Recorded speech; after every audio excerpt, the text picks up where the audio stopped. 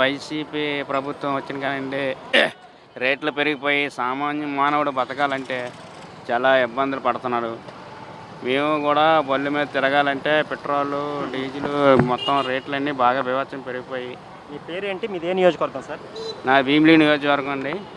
ప్రస్తుతం మనం ఎక్కడి నుంచి విశాఖ జిల్లా భీమిలి నియోజకవర్గం తగరపులసలో ఉన్నాం సార్. మీరు ఏం పని చేస్తుంటారు సార్? నేను ఆటో డ్రైవర్నండి. ఇప్పుడు ఈరోజు ఆటోలు కూడా ఎవరు ఎక్కట్లేదు సార్. చాలా ఇబ్బంది పడుతున్నారు జనాలు. ఎందుకంటే అన్నీ రేట్లు పెరిగిపోయి ఆర్థికంగా అందరూ కూడా బాగా వైసీపీ ప్రభుత్వం వల్ల. ఇక్కడ ఎలా ఉంది? గంటా శ్రీనివాసరావు భరత్ గారు నిలబడుతున్నారు, ఎంపీగా భరత్, గంటా శ్రీనివాసరావు ఎమ్మెల్యేగా. ఎలా ఉండబోతుందండి? ఇప్పుడు రాజకీయ నాయకులు ప్రతి ఒక్కరు కూడా అలాగే ఉన్నారండి. అవంతి శ్రీనివాస్ గారి మీద బ్యాక్ టాక్ ఉంది, గంటా వాళ్ళ మీద బ్యాక్ టాక్ ఉంది. ఈ భీమిలి నియోజకవర్గానికి ఇద్దరూ కూడా ఏమీ చేయలేదు సార్. ఇద్దరూ కూడా ఏమీ చేయలేదు. అంతకుముందు గంటా శ్రీనివాసరావు వచ్చారంటే ఏమీ చేయలేదండి. ఇలాంటి ఆస్తులు దోచుకోవడానికే కానీ ప్రజలకు ఏ సేవ కూడా చేయట్లేదు. అంటే ఇది కంచుకోట కదా సార్ టీడీపీకి? టీడీపీ కంచుకోట. మరి వైసీపీ వచ్చింది, ఎందువల్ల వచ్చింది? మరి వాళ్ళు ప్రవర్తన, వాళ్ళు అభివృద్ధి చేయలేదు కాబట్టి వచ్చింది. ఇప్పుడు కూడా ఏడు వస్తుందని చెప్పలేము. సంక్షేమ పథకాలు ఉపయోగపడతాయంటారా? సంక్షేమ పథకాలు పేదవాడికి ఎవరికి రావట్లేదు సార్. 18,500 వేస్తున్నారంటే వాళ్ళకి వడ్డీ వ్యాపారస్తులకి వేస్తున్నారండి. స్వచ్ఛమైన పేదవాడికి ఏమీ లేదు సార్.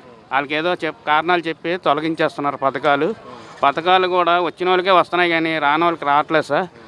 అలాగా చాలామంది నిరుపేదలు అయినటువంటి వాళ్ళకి అసలు రావట్లేదు సార్. అది పరిస్థితి అండి ఇక్కడ.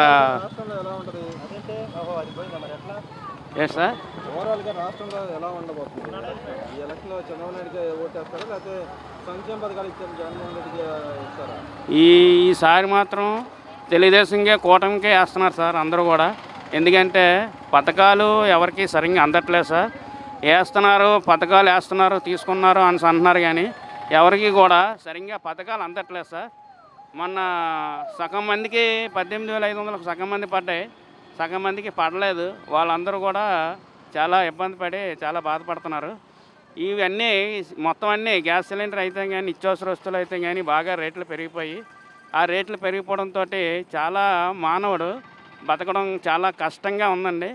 మధ్యతరగతి వాడు అయితే మధ్యలో నలిగిపోతున్నాడు సార్. ఎటువంటి కూడా బతకడానికి అవకాశం లేదండి.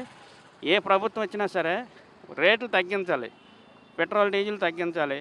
సామాన్య మానవుడు బతకాలంటే నిత్యావసర వస్తువులు తగ్గించినప్పుడే మనం ఎన్ని పథకాలు వేసినా సరే, వేయకపోయినా సరే పర్వాలేదండి.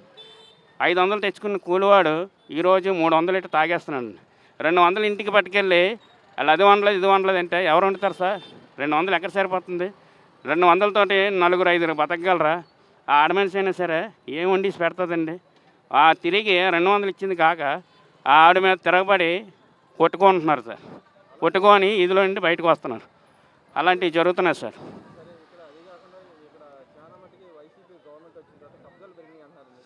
బాగా పెరిగాయి సార్ కబ్జాలు. మొత్తం అంతా ఎవరు నోరెత్తి అరిస్తే వాళ్ళు నొక్కేస్తున్నారు సార్. ఎవరిని కూడా మొత్తం కబ్జాలన్నీ బాగా పెరిగిపోయండి. విశాఖ జిల్లా కానివ్వండి, భీమిలి మండలం అనండి, ఇప్పుడు వచ్చి గంజాయి డ్రగ్స్ కంటైనర్ దొరికింది సార్. ఆ డ్రగ్స్ కంటైనర్ని కనీసం ఇప్పుడుకొచ్చి సీఎం ముందుకొచ్చి మాట్లాడే దాఖలాలు లేవు సార్. ఈ డ్రగ్స్ ఎవరిది ఏంటి పురంధరేసిది అన్నారు. తీరా చూస్తే అది బయటకు రాకుండా మాఫీ చేస్తున్నారు సార్.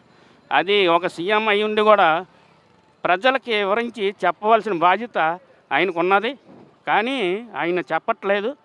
ఆయన ప్రమేయం ఉందేమో అని మేము అనుకుంటున్నాము.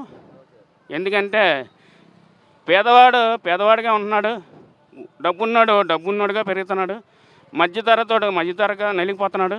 ఎటువంటి ఇబ్బందుల్లోనే నలిగిపోతున్నాడు సార్.